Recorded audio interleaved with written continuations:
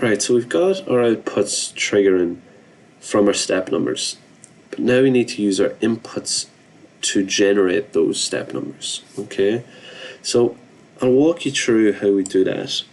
So I'll just add in a new network here below, and well, what we always have for our kind of starting scenario, right, we're assuming that we're going to be in basically step 0, position 0, or rest state. Okay, and then what's going to happen is once we trigger our start condition, which is just pressing our start button, so remember it's in the GVL and then it's in start. So once we press start, what we want to do is we want to move the value. Okay, so we go to our move commands. Where's move? There it is. Drag that in again. And what I want to do is I want to move the value 10 into that position location. And that's going to be kind of always your starting point. Alright, so you're starting at 0, press your start condition, start button, and then it's going to move the value 10 into the position variable. So then at the outputs, we're going to see, oh, number 10 is in that position location. Go ahead and turn on the LED. Okay, so you can kind of get the idea or see the idea unfolding. Now, what I'm going to do is I'm just going to add in another network below here, because what we do is we get a very basically repetitive line of code that we just keep copying and pasting down through our steps, right? And what we do is we do a check at the start, okay? Then we'll have basically some inputs, right? So I'll just put in 2 for the moment, and then we'll have a move command. So we'll always follow this sort of pattern. You'll check, okay, are we in a particular step number, and then you'll do a move. Oops, sorry. So basically what I'm saying is, right, once we moved into step 10, we check, are we in step 10? Right, what inputs are going to be triggered, then move to step 20. Okay, and basically you're going to keep this line the whole way down. You're just literally copying and pasting this down, and all that's going to change is the inputs as you move through your different steps. Okay, so now if I just look, right, how far down do I need to go here?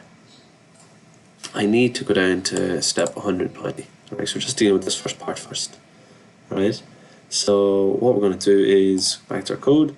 So you're literally just going to go 10, 20, 30, 40, 50.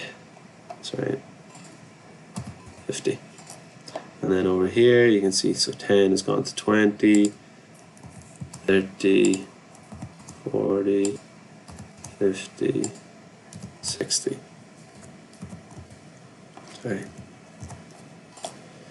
And you should see it should kind of follow a loop. Check in 10, okay, what inputs are going to be triggered, then move to 20. And then you kind of come down here, 20, what inputs, move to 30. Then come back down. So those two diagonally across should always equal. So it's a good way of checking just that you're incrementing correctly. And then you can always just read along down the side. There's 10, 20, 30, 40, 50. There's 20, 30, 40, 50, 60. Okay. So what I'm just going to do is I'm just going to do that out for 120 steps. Okay. So there's them down to 120 now.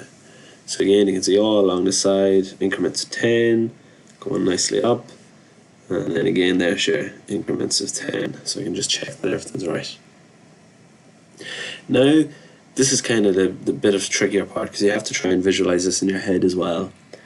What inputs are going to change as you move through these steps? Okay, that's the kind of the tricky part, right? Now we come back to this diagram here, and basically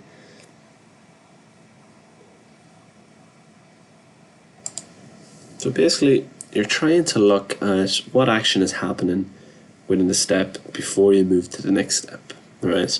Now we'll try and just kind of work through this and see how we get on. So obviously everything's at rest, right? So we're saying, remember, just GVL.A0. Okay, so our cylinder A is retracted. Our again GVL dot B0, our two cylinders are retracted, right? Now, how do we know when to move into step 20, right? Well, we only want to move into step 20 once this has been completed, once D has come on. Right, now remember, we've no input that will tell us that, but we can use the condition of the output as our input, just like we do for a latch up here. We use the output as an input. So we can go gvl.led, where is it, B. So you only want to move to step 20 once LED B has come on. Just putting these in here for good measure. We're at home, only want to move into step 20 when LED B has come on. So then in step 20, C comes on. So we want to make sure that C has come on before we go into step 30. So it's going to be something same again. Sorry, that should be B0. Now remember, we want to check that LED is still on, and then we want to make sure that LED C has come on, and then we go into step 30. And then you could include all four if you want, but because these two just stay on, you actually don't need to check them anymore until later at the end. Okay, so I'll talk about that a little bit in a bit. Okay, so you just want to look really at these two here. These are the money makers now. So again, when we're in step 30, A goes forward. So you only want to go to step 40 once you know A has gone forward. So B is still going to be there, and then you're just going to take A1. So do you see that? Once you go into step 30, we're expecting A to go forward. So you're only going to go into step 40 once A has reached its max, and we're still, obviously, B is still retracted.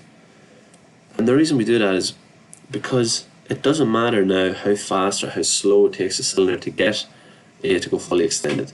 This will still be accurate, because we're never going to go to step 40 unless this input gets hit. Okay, and this kind of combination of using these position equal to and then moves keeps our ladder logic sequential, and it lets us move nicely between each step. So then it's just a case of kind of jumping back and forth. So what step are we in? We're in step 40. So what's supposed to happen? Well, B is to go forward. So you're still taking your last condition of A, then B has to go forward. So you're moving that to B1. Then right, we're in step 50. Step 50, what's to happen? B has to come back. So A is staying the same. B has to come back to B0. Okay, we're in step 60 now. Step 60, A has to come back. So A has to come back. So B is staying the same, and A has to come back.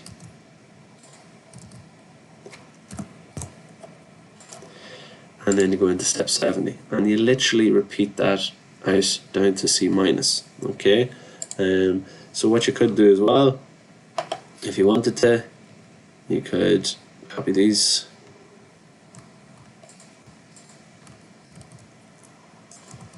pop them in. You could do something like that if you wanted to, just to speed it up a little bit, or you could continue along in the natural sort of approach. So I'll just fill out the rest of these and then pop back in. So I've added the rest of those in. Again, this can get a wee bit confusing because you're just using the same inputs and you're trying to remember which scenario you're in. So, you know, do keep along with this, and this should keep you right. So if I go to check any one of these, if I look at step 50, B should be going minus. Okay, so step 50, when we're in step 50, we're looking for B to go minus. So you can see here it was B1, now it's gone minus before we go into step 60. Okay, so try and keep yourself right by kind of using that approach. So now in step 110, we're looking for, so A has just gone minus, and then in step 110, C has to go off. Okay, so what you can do is you can use that input, but take it as the negated, so waiting for it to go off, and then you can move into your next step. And listen, if you want, just for good kind of good purpose, put all the scenarios in. There it is there. Then you go into 120, and then at 120 we're actually going to do a 1 second pause. Okay, so 120 we're just doing a 1 second delay, which is nice and easy to put in. That'll finish us off of the sequence. So I'm just going to kind of copy this line down again. So we've got 120, and then that'll be eventually moving into 130. Okay. What I'm going to do is I'm going to delete these, because what I want to put in is I want to put in a timer. Okay, and it's going to be an on delay timer. So if I find my timers, T on, there it is, drop that in, give it just whatever name, and then it's going to be T hashtag 1 second.